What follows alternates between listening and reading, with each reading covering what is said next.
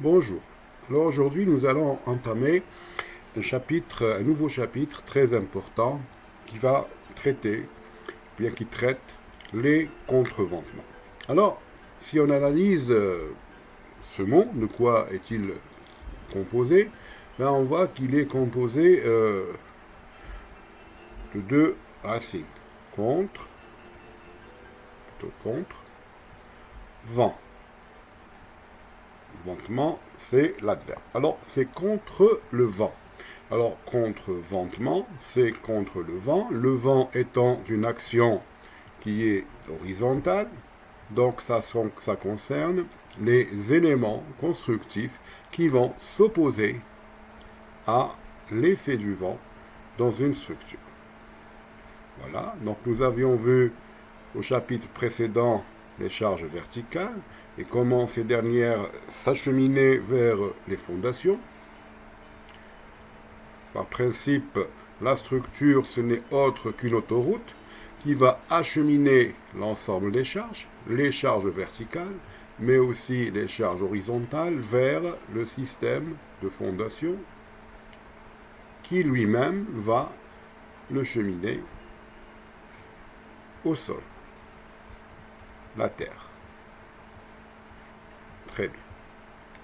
Par définition, un contreventement est un système constructif destiné à assurer la stabilité aux actions horizontales des ouvrages de génie civil. On entend par action horizontale une force ou un ensemble de forces sollicitant la construction dans un plan perpendiculaire au plan contenant les charges de gravité des charges permanentes. Alors ici, nous voyons un élément, I, d'accord, qui va transmettre des charges de gravité, donc les fameuses charges verticales, et puis vous avez des charges horizontales. Alors ici, les charges horizontales, vous avez une série de charges en différents points. Supposons que ce sont des niveaux, c'est des étages. Pourquoi pas? D'accord? Et ici, des charges triangulaires aussi, supposons que vous avez des niveaux ici. D'accord? Alors, ça, c'est censé, une charge uniforme, c'est censé peut-être représenter l'action du vent, et une charge qui est variable, comme ça, en fonction de la hauteur. Plus on va en hauteur, plus la charge augmente. Et bien, c'est la caractéristique typique des actions du séisme. On sait que sous l'action d'un séisme, une structure se déforme toujours comme ça. Cela sous-entend que regardez le déplacement par rapport à la base, ici est important, des n, à l'étage n.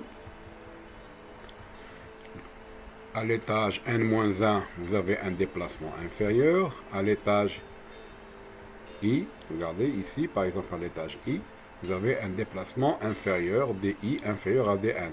Cela suppose que la force qui va causer ce grand déplacement va être inférieure à la force qui va causer ce petit déplacement. Et donc, pour un séisme, vous avez une répartition qui serait triangulaire. Donc, voilà. Un système de contreventement, c'est un système qui va s'opposer, d'accord? Qui va s'opposer, qui va se déformer bien sûr, mais qui va s'opposer aux efforts horizontaux qui peuvent avoir diverses origines, le vent, voilà, et le séisme. Alors en Algérie, le vent, oui, il est important dans certaines zones. Et le séisme, il est aussi important dans certaines zones. Alors, pour le séisme, généralement, vous avez ce qu'on appelle dans notre règlement parasismique les zones sismiques. Alors, ces zones sismiques, il en existe plusieurs. On verra au dernier chapitre, juste après celui-là. Il en existe 3 zones sismiques. Et puis, il y a des zones non sismiques. Des zones non sismiques. C'est le Grand Sud, en quelque sorte. Voilà. Dans les zones non sismiques, eh ben, à la place du séisme, c'est vrai, dans le désert et dans des zones bien connues, nous avons l'effet du vent qui est assez important dans ces zones-là. Il n'y a pas d'effet horizontal, de sollicitation horizontale due au séisme, mais par contre, vous allez avoir le vent. Au nord, c'est là où il y a les 3 zones sismiques. Donc les 3 zones sismiques, c'est pratiquement les 150 km de la bande du nord du pays. D'accord? Donc plus on est au nord, plus la zone est forte. Plus on va vers le sud, et puis la zone sismique et l'activité sismique va diminuer. On verra ça, je l'ai dit au dernier chapitre. Donc dans les zones nord, où vous avez les 3 zones sismiques, la zone 1, la zone 2, de A et de B, et puis la zone 3, ici vous allez avoir le séisme et le vent, les deux. Mais souvent, les charges importantes, les charges horizontales importantes dans les zones sismiques, donc au nord de notre pays, généralement c'est des charges horizontales dues au séisme. Et donc le vent, on fait le calcul au vent, donc on met ce système de contreventement, il va servir pour les deux, pour le vent et pour le séisme, mais beaucoup plus pour le séisme. Donc regardez, un système de contreventement, c'est un système qui va s'opposer à l'effet des charges horizontales, ou bien des forces horizontales, et c'est pour cela qu'on appelle ce système contreventement, donc contre le vent, et bien sûr contre le séisme beaucoup plus. Parfait. Donc voilà, en gros, un contreventement, c'est un système constructif destiné donc à assurer la stabilité aux actions horizontales. Mais que veut dire stabilité? C'est ce qu'on va voir juste après. Alors, on entend par stabilité, donc du rôle du système de contreventement, 3 principales exigences. Lorsque je dis qu'il est stable, ça veut dire qu'il doit répondre à 1, on va voir ce que c'est, à 2, on va voir ce que c'est, et puis à 3, on va voir ce que c'est. Alors, il est stable, donc cela veut dire que qu'il doit être capable, donc ce système de contreventement, à acheminer, d'accord, transporter les charges horizontales aux fondations. C'est ce qu'on appelle en général la continuité. Alors, qu'est-ce que ça veut dire, continuité? Donc ce système, il doit être capable de transmettre les charges horizontales aux fondations. Et c'est la notion, je viens de le dire, de notion de continuité. Qu'est-ce que cela veut dire? Alors, supposons que j'ai un bâtiment. Je vais le dessiner tout simplement comme ça. À étage, un ouvrage très simple. Et donc, le système de contreventement le plus basique, c'est le poteau-poutre. C'est les poteaux, donc c'est l'assemblage des poutres et des poteaux. Ça, vous le savez. Très bien. Alors, cet assemblage-là, on va dire qu'il est continu. Oui, on voit bien que les éléments poteaux, regardez, ils sont continus. Donc, ce système de contreventement, si je fais un contreventement par cadre, on appelle les cadres autostables, on va les voir tout à l'heure, c'est-à-dire qu'ils résistent d'eux-mêmes, donc c'est l'association des poutres et des poteaux qui va résister d'elle-même aux charges horizontales. Donc j'aurais écrit continuité, il faut que le système soit continu, continuité, ce système est continu, ça veut dire que de la base vers le haut, mon système de contreventement, si c'est un cadre autostable, donc je répète, c'est l'association des poutres et des poteaux qui assure la stabilité aux charges horizontales.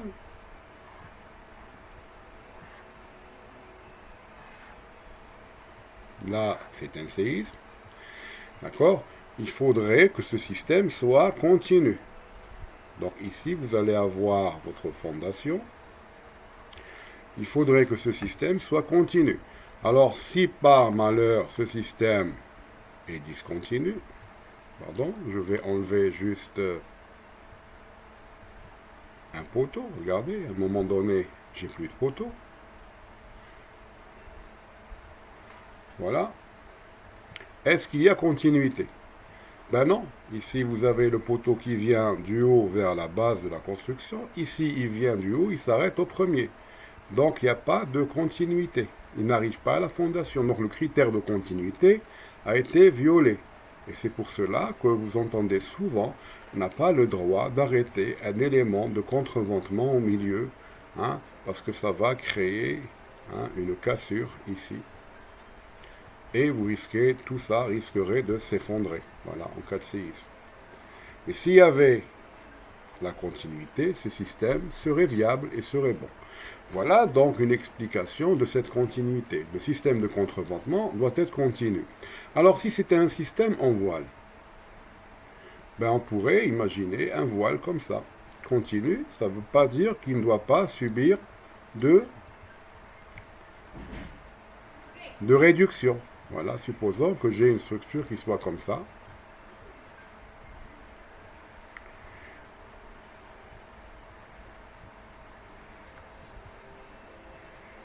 Voilà, là ce n'est pas une discontinuité.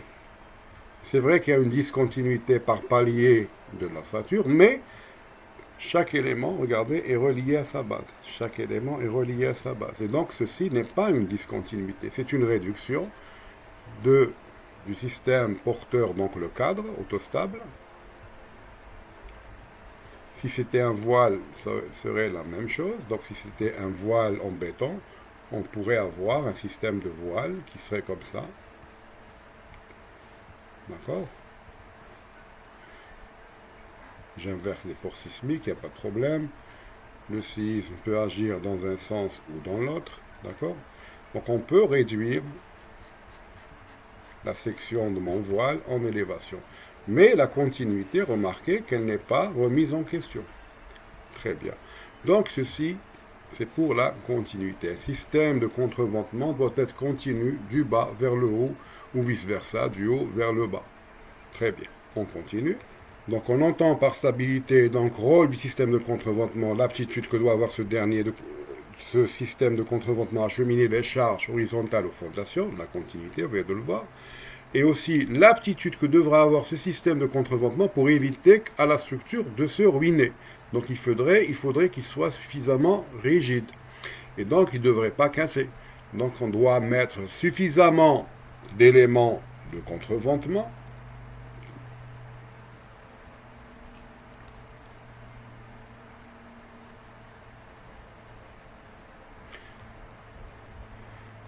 Bon, j'abrège un peu. De sorte à ce que les forces sismiques, d'accord, vont pouvoir être reprises par ce système et être transmises au niveau de la fondation. Alors ce point-là, on le verra peut-être plus tard. Donc il faudrait qu'il soit rigide, il ne va pas casser. D'accord, regardez ici, nous avons une mauvaise reprise des efforts.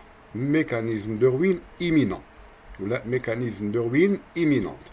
Alors là, il n'est pas très rigide. Regardez, là, il y avait un encastrement au début. Et puis il y a eu le séisme. Et puis il y a des zones qui commencent à s'articuler. Les poteaux à la base, généralement, s'ils s'articulent à la base, là, vous allez droit vers une ruine. Alors, en plus, les poutres, donc qui formaient le fameux cadre rigide, le fameux cadre, commencent à se casser au milieu, regardez. Et puis, regardez, vous avez un système qui va être hypostatique. C'est un mécanisme.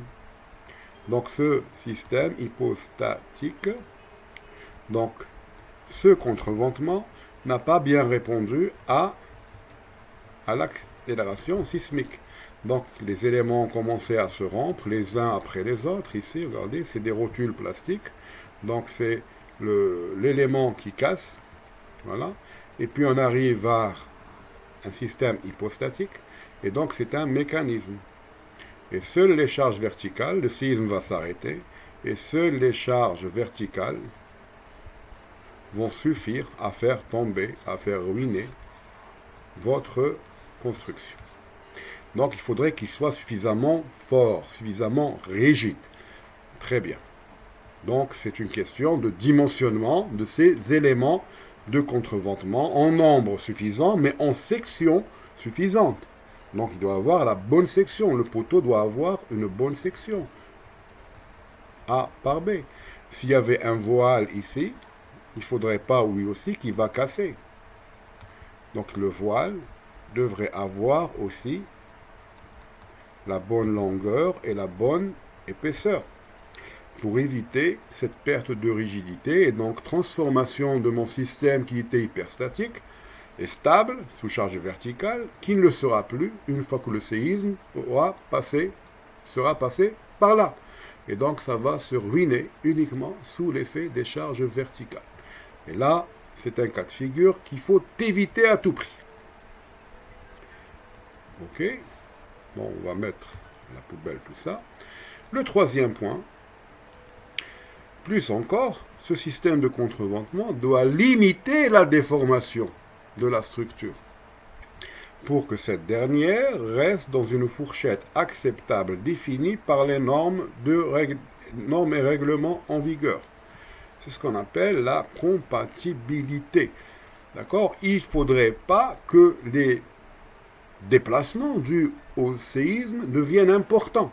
Auquel cas, donc, tout ce qu'il y a à l'intérieur comme éléments secondaires, donc les cloisons, d'accord, vont commencer à s'effondrer. Donc, cloisons, façades,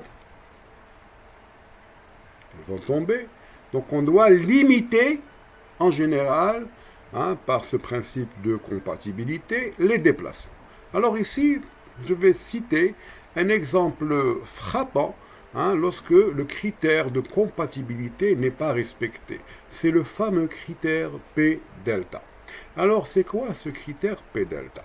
Alors, lorsque vous avez une structure, alors ici, j'ai modélisé de manière très simple mon bâtiment. C'est une console. Et puis, vous avez l'effet du séisme, c'est un étage. Donc, il y a une force au dernier plancher, H, une force horizontale, et puis les charges verticales, V. Alors, si je voulais calculer le moment d'encastrement ici, à la base, ça serait quoi?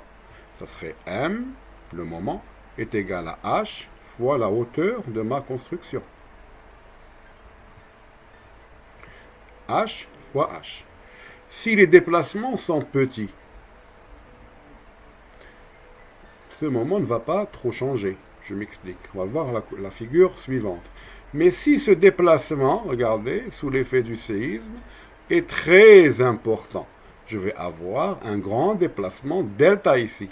Et le moment à la base, regardez, ce n'est plus le moment que vous avez l'habitude de calculer en RDM pour un schéma comme ça. Le moment, c'est H fois H. Ce sera H fois H plus la part du moment, ce qu'on appelle la part du moment, P delta, c'est-à-dire dû à la charge P, ici, je vais appeler P ou V, donc V delta, c'est V fois le déplacement delta. Donc V fois delta va donner encore un moment supplémentaire au moment à la base. Et donc vous allez avoir tout votre bâtiment qui va être déstabilisé et qui va peut-être ne pas tomber, mais il y aura un excès d'effort et donc un excès de déplacement. D'accord? La fondation va souffrir, donc elle va avoir un gros moment ici à la base. D'accord? C'est plus le H fois H, mais ça sera le H fois H plus l'effort V fois le déplacement delta. Donc voilà, donc les déplacements en tête du bâtiment avec la charge V, qu'on appelle aussi P, les charges verticales, vont occasionner un moment supplémentaire qui va déformer encore plus ma structure. Donc il y aura le séisme, il y aura l'effet du moment, et donc la déformée due au moment dans le bâtiment à la charge V fois P. Et donc ces déformations vont être très importantes, et les déplacements, d'accord, entre les différents étages vont être tellement importants que les façades risqueraient de tomber, les cloisons aussi à l'intérieur, et donc vous allez accroître le risque d'effondrement des éléments secondaires et parfois la rotation pure et simple de tout le bâtiment. Donc il va carrément se retourner parce que le moment ici sera énorme et donc la fondation ne pourra pas résister à tout ça et vous allez avoir de sérieux problèmes. Donc cette notion de compatibilité à l'origine, c'est pour limiter un petit peu les déformations et les déplacements entre les différents étages et ne pas avoir des désordres importants. Voilà donc trois exigences clés: la continuité, la rigidité Et puis, la compatibilité, il faudrait qu'on contrôle les déplacements. Donc, un système de contreventement doit être continu pour acheminer aux fondations, doit être rigide pour qu'il ne s'effondre pas, et doit être compatible. Il faudrait que même s'il ne s'effondre pas, il ne se déforme pas de manière très importante, auquel cas, vous allez vous retrouver avec des problèmes non structurels et parfois même des problèmes au niveau de la fondation. Très bien. Alors, connaissant donc ces trois exigences, nous allons faire une petite réflexion au sujet des systèmes de contreventement. Alors, dans une construction classique, où les charges verticales sont reprises par des systèmes de poteaux, il est logique de dire que les charges horizontales sont elles aussi reprises par ces éléments. Donc, je n'ai que des poteaux et je n'ai que des poutres. Donc, c'est sûr que s'il n'y a pas d'éléments spécifiques, les charges horizontales vont être reprises par les poteaux eux-mêmes. Alors, commençons. Alors, bien avant, cependant, bien qu'un système soit stable pour reprendre les charges verticales, c'est-à-dire on va prendre un système quelconque, comme ici, s'il est stable pour reprendre les charges verticales, est-ce qu'il va l'être aussi pour les charges horizontales? Donc on est en train d'imaginer un système qui va résister aux charges horizontales. Alors le système que l'on va examiner donc, pour cette réflexion, pour cette analyse, c'est un système où, regardez, vous avez des poteaux, 1, 2, c'est un système très simple. Donc un poteau, deux poteaux, et puis une poutre au milieu. Alors remarquez que ces éléments, regardez ici, il n'y a pas d'encastrement avec le sol. C'est-à-dire que ça peut tourner. D'accord? C'est une sorte d'articulation. D'accord? Alors voilà. Ici, la même chose. Et aussi, la liaison entre la poutre et le poteau, il n'y a pas de liaison directe. C'est simplement posé. Alors, on va appliquer des décharges. Plutôt, bon, les charges verticales. Donc, sous les charges verticales, ce système va être stable. Il ne tombera jamais. Mais si j'applique un effort horizontal, donc du vent ou du séisme, bon, si cet effort est très négligeable, donc il n'y aura pas de déformation. Il restera toujours stable. H1 va tendre vers 0. Mais dès que H1 va augmenter à la valeur H2, donc H2 supérieur à H1, on va commencer à remarquer qu'il y a des déformations. Regardez, la poutre ici s'est soulevée, là il y a une rotation, ici ça commence à tourner, ici la même chose, et regardez, la géométrie a changé. La géométrie a changé. Donc, on a violé quelle règle ici? C'est la règle de compatibilité. Il y a de grandes déformations. On augmente encore un petit chouïa le H. Voilà, on va l'augmenter. Et ici, regardez, la rigidité a été perdue. Il y a des rotules, ils sont disloqués, les éléments sont disloqués. Chacun va dans une direction et ça va tomber.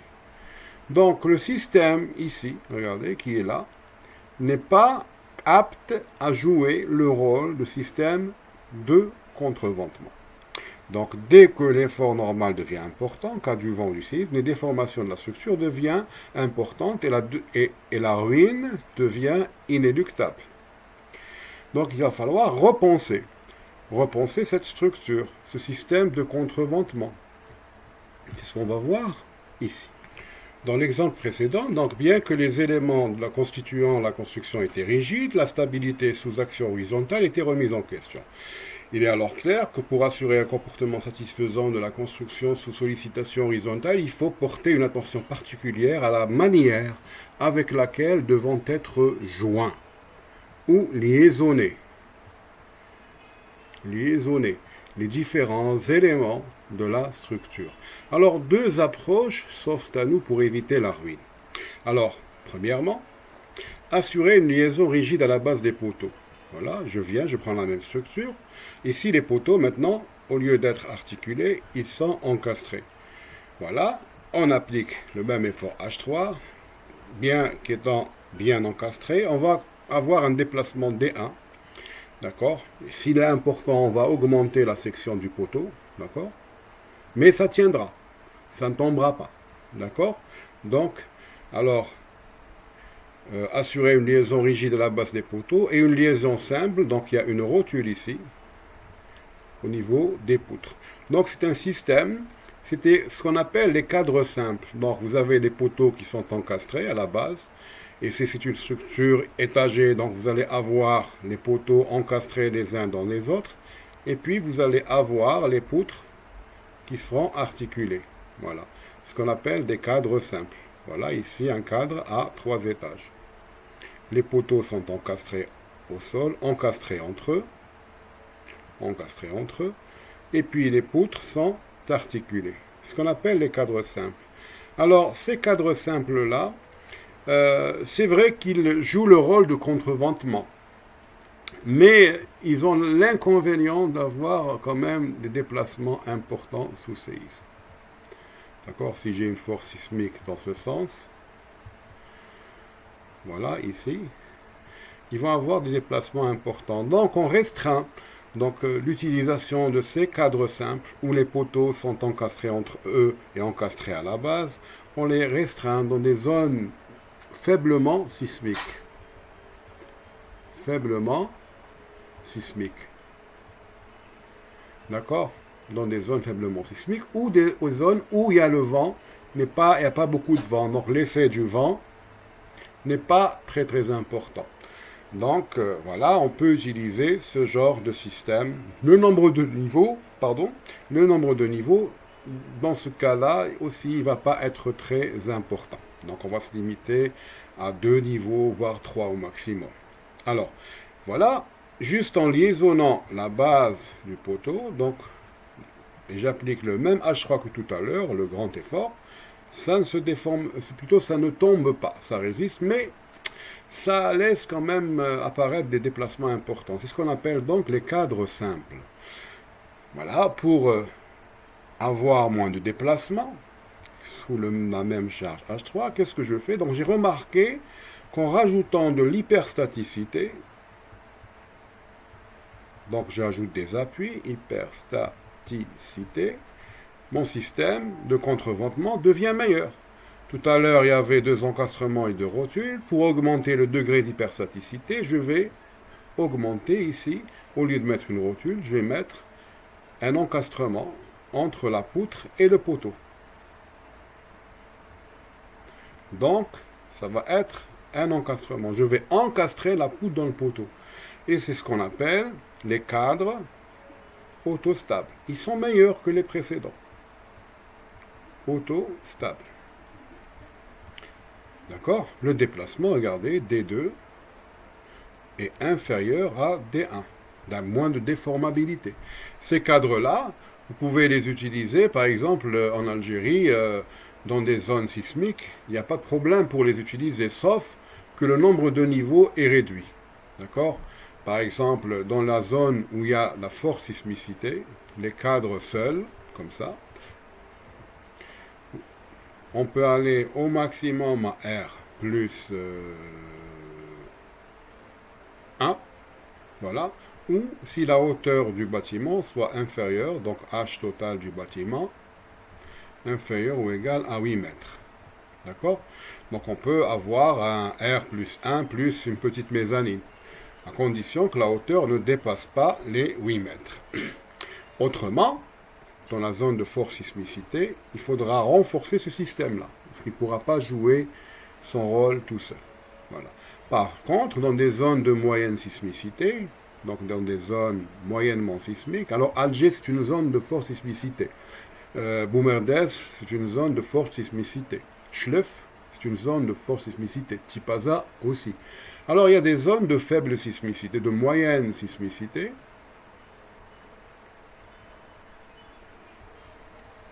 Par exemple, Béjaïa, voilà, belle ville de Béjaïa, c'est une zone moyennement sismique.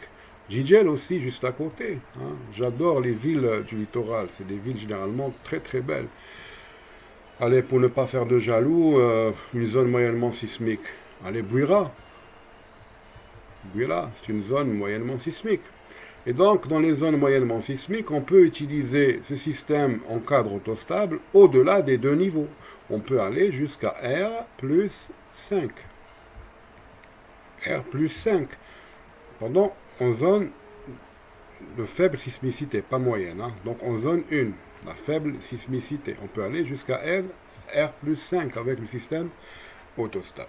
Alors on voit, donc en renforçant les nœuds, d'accord, en rajoutant de l'hyperstaticité, mon système de contreventement devient plus rigide, hein, l'exigence 2, devient plus compatible, d'accord, et il peut répondre à des séismes de plus en plus forts. Parfait. Alors, le dernier type, donc je vais laisser ma structure, la première structure, donc articulée à la base, articulée au nœud, d'accord, ça c'est les deux. Je vais rien faire, mais je vais mettre une barre entre les deux. C'est ce qu'on appelle le contreventement ou bien la palée de stabilité. Généralement, vous voyez ça dans les structures, hein, les structures métalliques. Alors même si c'est articulé partout, et bien ce système-là, en rajoutant uniquement un élément, vous allez voir que le déplacement dans ce cas, le D3, il sera plus petit que beaucoup que le D2 et beaucoup que le D1. Donc il est plus rigide. La compatibilité elle sera meilleure, donc les déformations seront meilleures. Donc disposer des éléments diagonales en liaisonnant la base d'un poteau au nœud poutre-poteau, lui faisant face. Ce qu'on appelle la palée de stabilité. Et je viens de le dire, c'est la construction métallique. Alors, c'est les systèmes que j'appellerai les plus rigides ou les moins déformables. Pourquoi c'est moins déformable? Tout simplement parce que vous avez ici, regardez, un triangle moins déformable. Et c'est bien connu. Le triangle, c'est la forme géométrique indéformable par excellence. D'accord? Le triangle. Si je prends un carré, le carré peut se déformer n'importe comment. Mais le triangle, vous aurez beau tirer ici, là et là, ça restera toujours un triangle. Le carré, non. Le trapèze, non. Ils vont se déformer. D'accord? Si j'ai des rotules ici, je peux en faire n'importe quoi. Hein. Comme ça, comme ça, comme ça, comme ça. Il va se déformer dans tous les sens. Le triangle est une forme géométrique indéformable par excellence. Et donc, elle est souvent utilisée, d'accord, pour générer, pour créer des contreventements dans les structures en béton, mais aussi, surtout, métalliques. Voilà.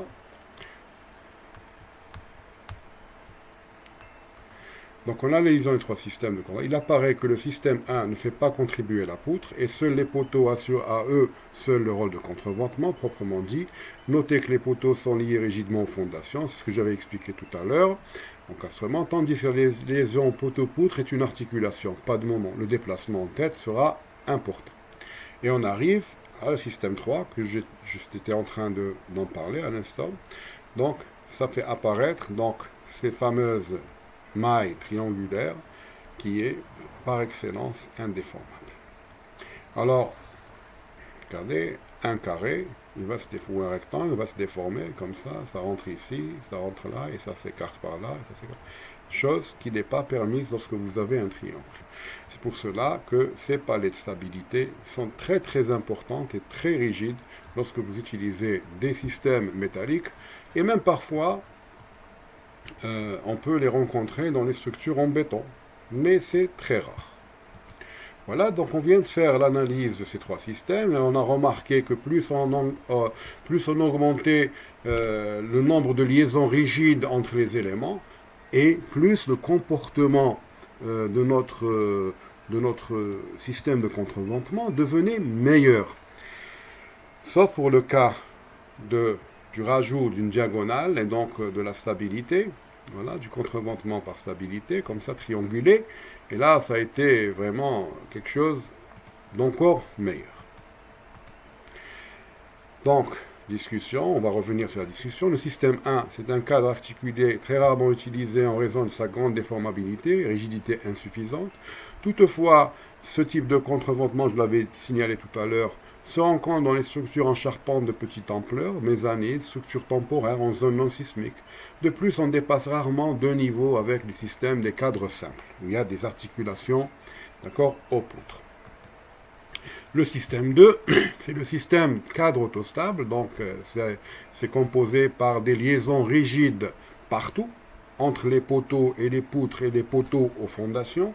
Donc, est en revanche, donc ce système-là, les cadres autostables, est les plus performants, plus rigides. Avec ce système, on peut, dans des zones non sismiques, atteindre jusqu'à 25 niveaux. Par contre, je l'ai aussi signalé, ce genre de système a montré ses faiblesses en zone sismique. D'ailleurs, la nouvelle réglementation algérienne limite l'utilisation de ce système à quelques niveaux. Donc à R+1 en zone de forte sismicité, mais on peut utiliser R+5 dans des zones de moyenne sismicité, dans les zones plutôt de faible sismicité. Donc, je vais le réécrire rapidement, mais on va le revoir plus tard. Donc, le cadre autostable limité à R+1 en zone de forte sismicité, où la hauteur totale du bâtiment inférieure ou égale à 8 mètres. Il est limité à R+2 pour la zone 2, c'est la moyenne sismicité, et R+5 dans les zones de faible sismicité. Par exemple, à Djelfa, zone de faible sismicité, d'accord, vous pouvez aller jusqu'à R+5 ou 17 mètres, je crois. Voilà. Donc c'est un système, il peut être composé en assemblage, de poteaux et de poutres, vous voyez, de portiques, voilà, dans différents plans, donc dans le plan X et le plan Y, plutôt plan XY, plan YZ. Il peut être, donc on peut avoir aussi des cadres autostables en charpente métallique. Là, vous voyez, c'est une ossature métallique où tous les nœuds sont liaisonnés par des boulons, le poteau est continu, et vous avez des poutres liaisonnées par des boulons ici, là, et ça forme un cadre rigide. Donc les cadres autostables, donc vous les rencontrez aussi bien en béton armé qu'en construction métallique, en charpente. Construction métallique. Voilà. Parfait. Donc, système 2, on passe à autre chose. Le système 3, dit à palais de stabilité, est en général réservé aux structures en acier, les charpentes métalliques. Alors vous voyez ici, vous avez des cadres métalliques et vous avez les fameuses mailles triangulaires. Voilà.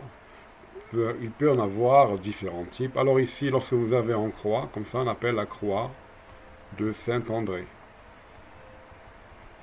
Je ne sais pas pourquoi. D'accord, on peut avoir des croix en K, plutôt en V, ou en K inversé.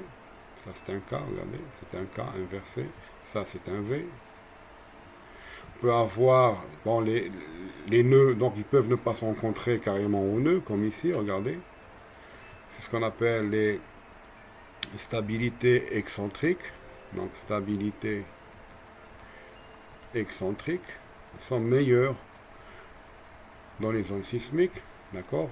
On verra ça peut-être au dernier chapitre. Donc différentes configurations. Alors l'intérêt des stabilités, regardez, la stabilité en X ne vous permet pas de faire une porte ici, ça gêne. Par contre, les stabilités en K ou en V vous permettent d'avoir des portes, des fenêtres. Voilà, pour l'architecture, c'est très important. D'accord?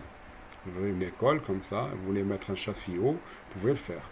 Ici, vous pouvez avoir un passage. Voilà, un passage. Ici aussi, 2 passages. Donc, en fonction de votre architecture, vous pouvez agencer ces stabilités, d'accord, de sorte à ce que vos passages ne soient pas bloqués ou annulés. Alors, on peut aussi voir ces stabilités dans des structures en béton, mais c'est très rare. Voilà, des stabilités métalliques, comme ici, voilà. voyez très bien, des stabilités. Donc c'est un bâtiment métallique et on lui rajoute des stabilités. Voilà, stabilité en V. Là, c'est une stabilité en K. On ne va pas par continuité. Vous pouvez imaginer la suite de la stabilité. Voilà, ici, voilà, une stabilité, regardez, en béton. Mais c'est très rare. Alors pourquoi c'est rare? Parce qu'une stabilité, lorsque vous avez un élément de stabilité comme ça, et vous avez un effort sismique H, vous allez avoir de la compression, une force comprimée, une force de compression dans une barre, l'autre barre sera tendue. Et le béton, c'est bien connu, il n'aime pas la traction. Donc vous allez avoir, lorsque vous utilisez en béton, vous allez avoir beaucoup d'acier, d'accord, dans les éléments de contreventement. On le voit ici. Et c'est pas très économique, hein, d'accord. Donc c'est pour cela qu'en béton, on n'utilise pas beaucoup les stabilités comme ça. On ne stabilise pas avec des diagonales. Très rare, mais c'est possible, c'est possible. Alors ici, vous avez aussi un bâtiment où les stabilités, regardez. Alors ici, la stabilité, elle traverse un seul niveau. Donc, une stabilité par niveau, comme ici. Une stabilité, plancher, une stabilité par niveau. Alors ici, regardez les niveaux où ils sont. Regardez, la stabilité, elle part d'un niveau bas vers au 6e ou au 5e, on va compter, donc à peu près 1, 2, 3, 4, 5, jusqu'au 6e. Donc c'est une méga stabilité, on peut appeler ça méga stabilité. En anglais, on les appelle les large scale, donc à grande échelle, large scale bracings. Donc stabilité, méga stabilité.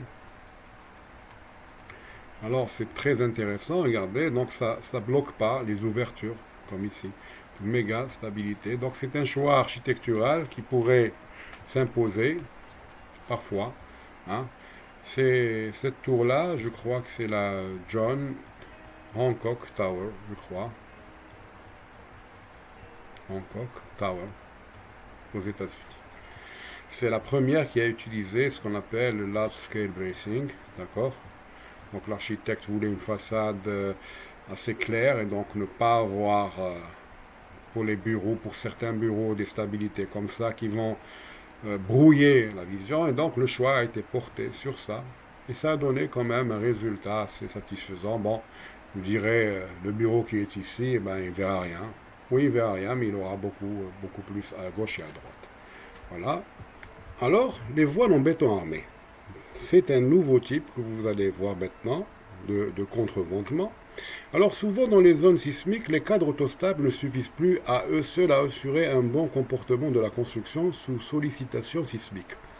Déplacements latéraux importants, impossibilité de reprendre certains effets du séisme par seulement les colonnes, donc les cadres isolés. Il devient alors important de disposer dans l'espace des éléments de grande rigidité face aux sollicitations. Alors, on avait dit tout à l'heure que dans les zones de forte sismicité, d'accord, si j'ai un R plus 10, je ne pouvais pas utiliser uniquement les poteaux et les poutres comme système de contreventement.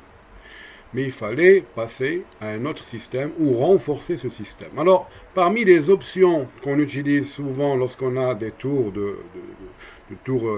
avec un nombre de niveaux important, d'accord, c'est au lieu d'utiliser un système de poteau-poutre, on utilise un système de voile. C'est les voiles de contreventement. Alors il existe plusieurs types, des voiles de contreventement en béton armé. Alors vous avez les voiles pleins sans ouverture, comme ici. Vous avez, c'est une tour ici de plusieurs étages. Et vous voyez ici, ce qu'on voit, ce que je vais assurer ici, c'est des voiles en béton armé. Vous en avez un là, un là, un là et un là.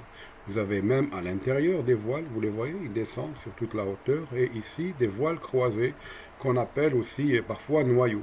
Alors, ils peuvent être pleins, d'accord, comme ils peuvent avoir des fils d'ouverture. Vous voyez ici, vous avez un voile qui est plein.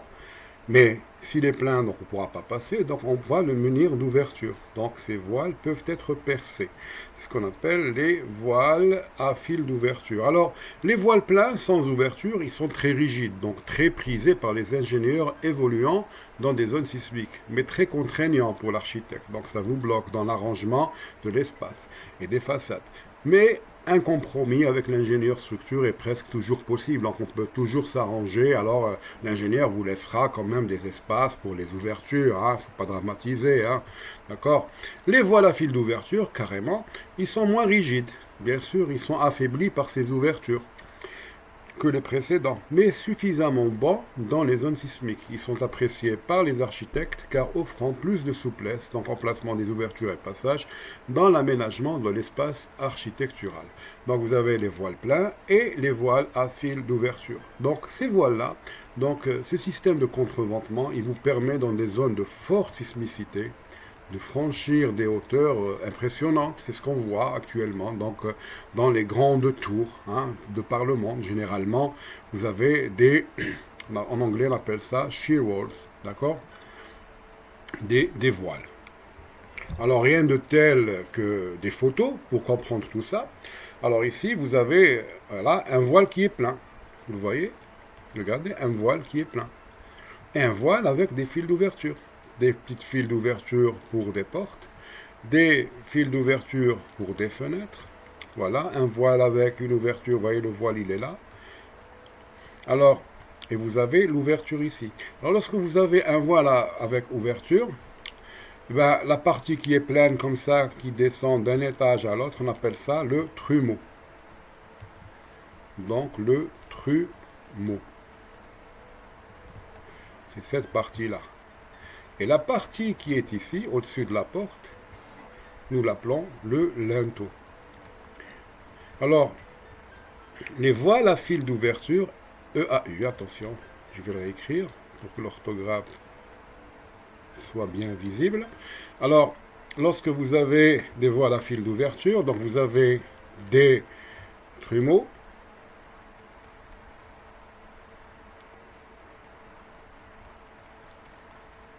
à gauche et à droite de l'ouverture. Changer de couleur.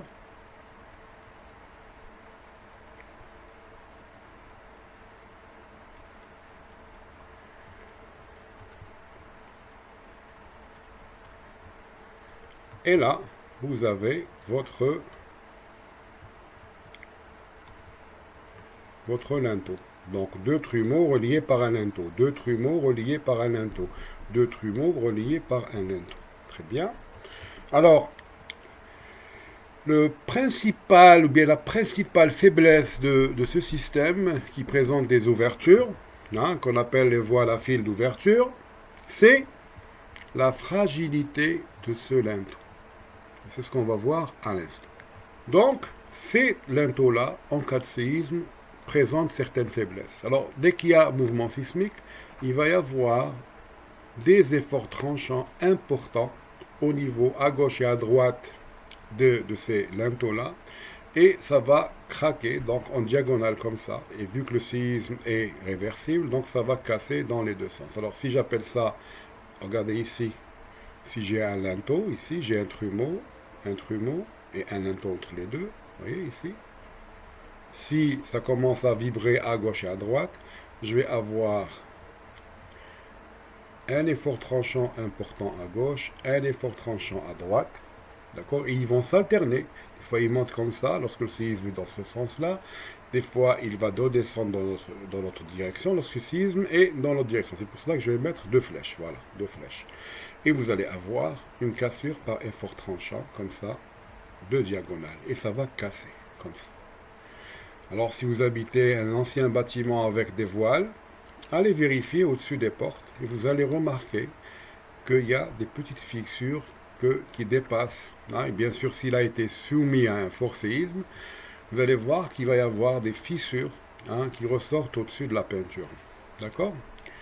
Donc, c'est une faiblesse de ce système-là. Alors, pour contrer cette détérioration des linteaux, et donc ça va fragiliser la rigidité du voile à ouverture, ben on met, regardez, beaucoup d'acier, d'accord, et des cadres sur toute la longueur du linteau. Voilà, on voit ici un linteau, comment il va être ferraillé. Bien sûr, lorsque vous avez des efforts tranchants comme ça, il va y avoir des bielles de compression, de traction. C'est pour cela qu'on met ces aciers-là. Et on met beaucoup de cadres, regardez. Donc il y a une forte densité d'acier. Même en mettant ces aciers, ces éléments restent toujours vulnérables. C'est une des faiblesses hein, des voiles à fil d'ouverture. Voiles à fil d'ouverture. Pour vérifier si vous habitez un bâtiment à voile, où le contreventement est assuré par des voiles à ouverture, allez au-dessus des portes et voyez si vous ne voyez pas de petites fissures qui ressortent, hein, comme ça, au-dessus du cadre de la porte. Alors si quelqu'un le trouve, eh bien, il me le dit, il me le photographie, il nous l'envoie sur notre groupe Facebook. D'accord? Parfait. Donc voici donc deux variantes des voiles. On peut avoir des voiles pleins, comme ici. Et souvent, nous avons des voiles à fil d'ouverture, voilà, pour laisser passer des fenêtres, des portes, etc. Des portes-fenêtres, comme ici, à un balcon. Voilà. Donc, ces voiles de contreventement, ils sont hyper résistants, ils sont très prisés, et dans les zones sismiques, ils vous permettent d'avoir des hauteurs importantes hein, dans des ouvrages, donc des tours. Voyons maintenant quelques exigences des règles parasismiques algériennes qui datent de 1999, qui ont été révisées lors du séisme de 2003 et qui vous donnent les épaisseurs minimales à retenir pour les voiles. Alors en général, regardez, si vous avez un voile en L comme ça, l'épaisseur de ce voile-là, elle doit être supérieure ou égale à HE sur 22.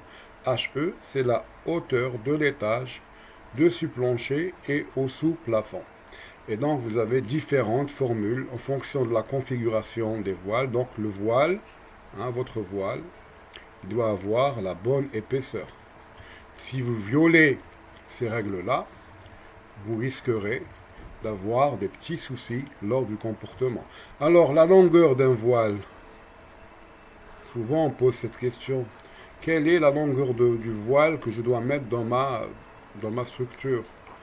Alors, une fois que vous avez votre hauteur d'étage, vous allez voir la configuration de votre voile que vous avez mis. Vous allez choisir l'épaisseur, ici ou là, en fonction de la configuration. Ici, c'est HE sur 20, par exemple. Vous avez un voile qui est droit, il n'y a pas de retour. D'accord? Et une fois que vous avez donc, je disais, HE, vous déterminez l'épaisseur. Pour dire que ça c'est un voile, il faudrait que la longueur soit supérieure ou égale à 4 fois l'épaisseur. Alors si vous avez une épaisseur, vous trouvez avec HE sur 20, vous trouvez une épaisseur de 20 cm, et bien le voile devra avoir minimum 4 fois 20 et donc 80 cm. Voilà. Si vous trouvez 25, vous allez mettre 4 fois E, c'est 1 mètre. Vous pouvez mettre plus, ça, rien ne vous interdit, mais c'est la distance, la longueur minimale. Donc on peut faire 1m30, 1m50. Ce qu'il faudra pour répondre aux exigences de rigidité et compatibilité. Donc la longueur minimale, elle est donnée par ça. La longueur réelle du voile, c'est l'ingénieur qui la détermine en fonction des critères de rigidité et de compatibilité. Donc vous, architectes, pouvez démarrer d'ores et déjà, avec des longueurs minimales de 4 fois l'épaisseur, parce que vous connaissez la hauteur d'étage. D'accord? Vous pourrez fixer déjà la longueur du voile. Vous placez vos voiles. On verra plus tard comment on place ces voiles-là. Et à l'ingénieur de voir si les critères de rigidité, compatibilité avec votre configuration minimale, si elles sont observées, il va garder. S'il y a un des deux critères qui ne marche pas, et donc il va menacer l'intégrité de l'ouvrage, il va tomber, donc il va probablement rajouter un petit chouïa à gauche, un petit chouïa à droite, de sorte à ne pas gêner votre architecture. Vous laissez vos passages. Parfois, vous savez, la mise en place des voiles, c'est souvent problématique parce que c'est là où l'ingénieur et l'architecte ne s'entendent plus. Ben, c'est pour cela qu'on vous enseigne à l'épaule. Donc, le b.a.-ba, le minimum à faire pour placer ces voiles, pour qu'il n'y ait plus de chamaillerie entre vous et l'ingénieur. Continue. Un autre système de contreventement très prisé, c'est les noyaux de contreventement. Alors, c'est quoi un noyau de contreventement? Un noyau, en général, voilà, ici, vous avez un noyau. Généralement, les noyaux de contreventement sont utilisés dans les bâtiments élancés, avec un nombre de niveaux important. Et souvent, c'est dans les immeubles de bureaux. Alors, on concentre, regardez, avec les noyaux, qu'est-ce qu'on fait? On concentre la rigidité au milieu. Regardez ici, vous avez un noyau. Un noyau, c'est un ensemble de voiles. Donc, c'est des voiles qui forment un noyau. Voilà, un voile en U. On peut même rajouter des voiles dans ce sens. Un voile au milieu. Là, vous allez avoir un voile en E. Regardez, tout ça, je peux mettre un voile, un noyau en E. Je peux mettre un noyau de là à là. Je peux rajouter, si des conditions de rigidité et de... Je peux rajouter encore des petits chouïas. Et tout le reste, tout autour, vous n'aurez plus de voile. Vous aurez uniquement des poteaux. D'accord? Uniquement un système de cadre simple de poteaux et de poutres qui vont reprendre les charges verticales et les charges horizontales vont être reprises par le noyau. Alors les noyaux, généralement, j'ai dit, on les utilise lorsque vous avez des immeubles de bureaux. Donc regardez l'espace que vous libérez. Donc il n'y a plus de noyaux tout autour. Il n'y a plus, donc tout est libre.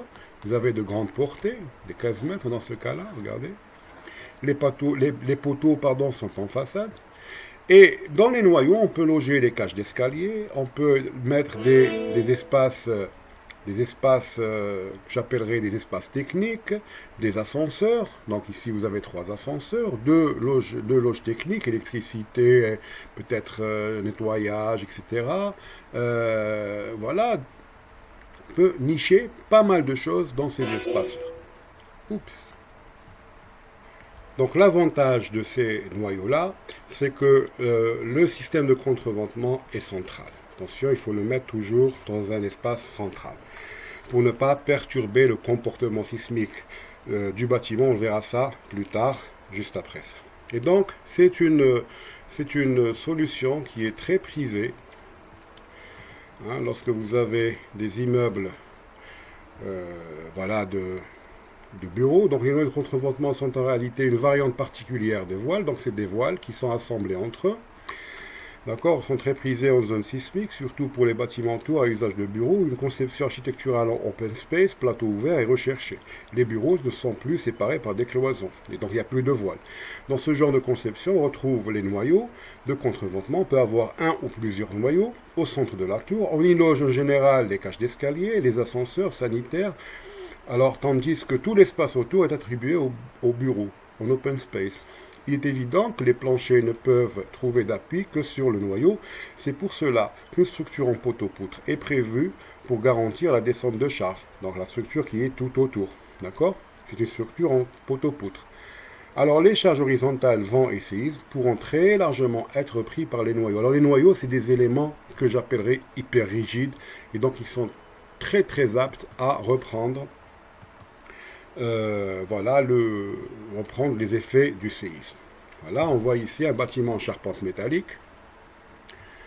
D'accord, vous voyez des colonnes en métallique, des planchers mixtes, et vous voyez le noyau qui est à l'intérieur. Vous voyez, là ici le noyau, voilà. Et tout autour, vous avez un open space.